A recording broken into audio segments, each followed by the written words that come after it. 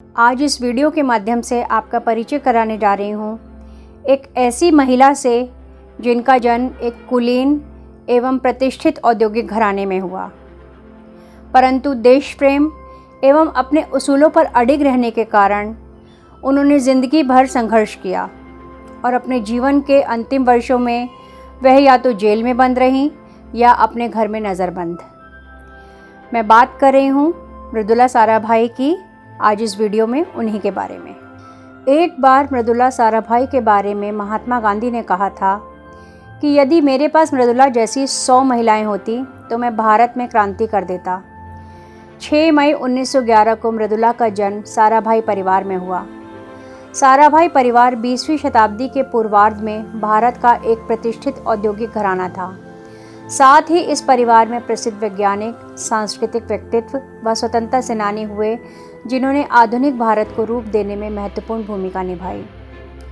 पिता अंबालाल साराभाई तथा माता सरला देवी की 8 संतानों में वह सबसे बड़ी थीं।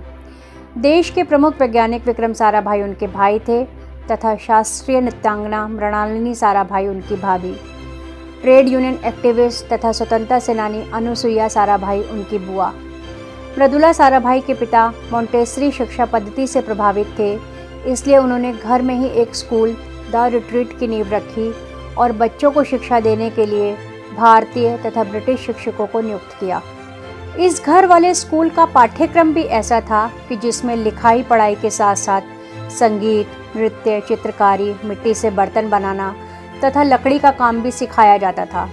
साराभाई परिवार के बच्चे खुशकिस्मत थे कि उन्हें ऐसे माहौल में शिक्षा मिली। घर में मृदुला को बॉस कहते थे क्योंकि भाई बहनों में सबसे बड़े होने के कारण वह उन्हें ऑर्डर देकर काम करवाती थीं। छोटी उम्र में ही मृदुला साराभाई गांधी जी के विचारों से प्रभावित हो गईं।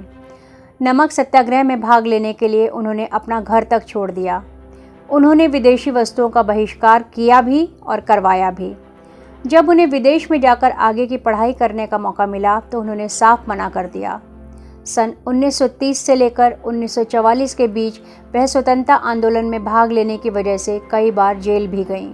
1934 में वह ऑल इंडिया कांग्रेस कमेटी की गुजरात से प्रतिनिधि चुनी गईं। हालांकि बाद में अपने स्वतंत्र नज़रिए की वजह से राज्य के अन्य नेताओं के साथ उनका संघर्ष चलता रहा, जिसका परिणाम यह हुआ कि पार्टी ने उन्हें मनोनीत करने से मना कर दिया। तो उन्होंने इंडिपेंडेंटली ही इसे लड़ा और पार्टी कार्यकर्ताओं के समर्थन से जीती, और वह भी वोटों के बड़े मार्जिन से। कांग्रेस पार्टी में उन्होंने अहम भूमिका निभाई और पार्टी के महिला विंग का नेतृत्व किया।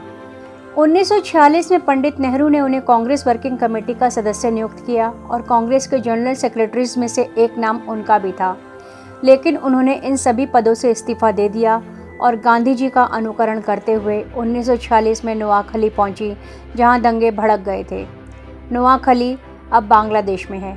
वह मुस्लिम बहुल इलाका था। उन्होंने वहां मुसलमानों द्वारा हिंदुओं तथा सिखों की नृशंस हत्याएं देखीं और बाद में जब बिहार में हिंदुओं ने दुगनी क्रूरता के साथ उसका बदला लिया, वह भी देखा।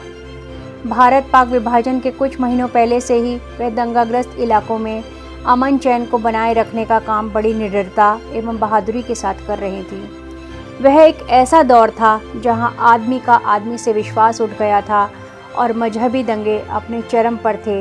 एक महिला होने के नाते उनके साथ कुछ भी अप्रिय घटना घट सकती थी, लेकिन वह फिर भी डटी रहीं। 15 अगस्त 1947 का दिन आया और हमारा देश ब्रितानी हुकूमत से आज़ाद हुआ, लेकिन साथ में हुआ भारत पाक विभाजन, जिसकी वजह से हुआ अब तक के लिखित इतिहास में सबसे बड़ा मानवीय विस्थापन, और सबसे ज़्यादा झेलना पड़ा दोनों मुल्कों की महिलाओं और बच्चों को।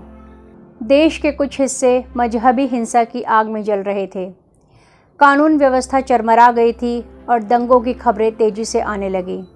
इन्हीं परिस्थितियों में मृदुला साराभाई पंडित नेहरू से संपर्क कर तुरंत हस्तक्षेप करने को कहती हैं। नेहरू जी स्वयं मृदुला साराभाई को पंजाब रवाना होने के लिए कहते हैं।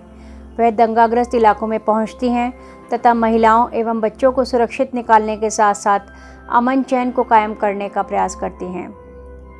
भारत पाक विभाजन के बाद बड़ी संख्या में अपहृत की गई महिलाओं की समस्या दोनों देशों की सरकारों के सामने आ खड़ी हुई। इसे सुलझाने के लिए दोनों देशों ने 6 दिसंबर 1947 को इंटर डोमिनियन ट्रीटी के तहत यह समझौता किया, जिसके तहत अपहृत महिलाओं को ढूंढकर उनके देश वापस भेजना होगा। इसे सेंट्रल रिकवरी ऑपरेशन के नाम से जाना जाता है और भारत सरकार ने इसकी प्रमुख जिम्मेदारी दी मृदुला साराभाई को। इस काम के लिए उनकी प्रशंसा दोनों देशों के नेताओं द्वारा की गई। मृदुला साराभाई, जो गांधी जी और नेहरू जी की करीबी थी, कांग्रेस पार्टी में उन्हें ऊंचे ऊंचे पद भी प्राप्त थे, लेकिन आखिर उन्होंने ऐसा क्या किया कि कांग्रेस पार्टी ने उन्हें निष्कासित कर दिया और जेल में डाल दिया? मृदुला साराभाई एक स्वतंत्र विचारों की महिला थीं। कांग्रेस पार्टी में रहकर भी उसकी नीतियों का उन्होंने कई बार विरोध किया और कश्मीर के मुद्दे पर उनकी राय पार्टी की राय से अलग थी। कश्मीर मुद्दे पर वह अपने पुराने मित्र शेख अब्दुल्ला का समर्थन कर रही थी, जिसकी वजह से कांग्रेस पार्टी ने 1958 में उन्हें पार्टी से निष्कासित कर दिया। शेख अब्दुल्ला कश्मीर कॉन्स्पिरेसी केस के तहत गिरफ्तार हो गए। उनके मुकदमों की पैरवी के लिए मृदुला साराभाई ने धन की व्यवस्था की।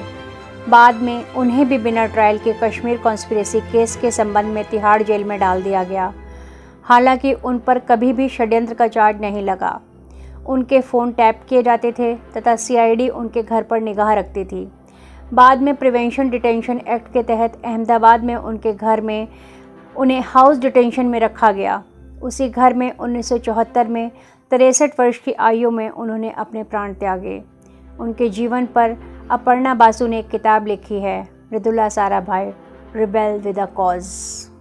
स्वतंत्रता आंदोलन में भाग लेने वाली तथा भारत पाक विभाजन के समय महिलाओं, अल्पसंख्यकों तथा शरणार्थियों के अधिकारों के लिए लड़ने वाली मृदुला साराभाई के बारे में बहुत कम लोग ही जानते हैं। अपने उसूलों के लिए जीने मरने वाली तथा बड़े बड़े पदों को ठुकराने वाले लोग कम ही होते हैं और मृदुला साराभाई उन्हीं में से एक थी। हम मृदुला साराभाई के जज्बे को सलाम पेश करते हैं। तो मैं सीमा मिलती हूँ आपसे अगले वीडियो में। तब तक के लिए विदा।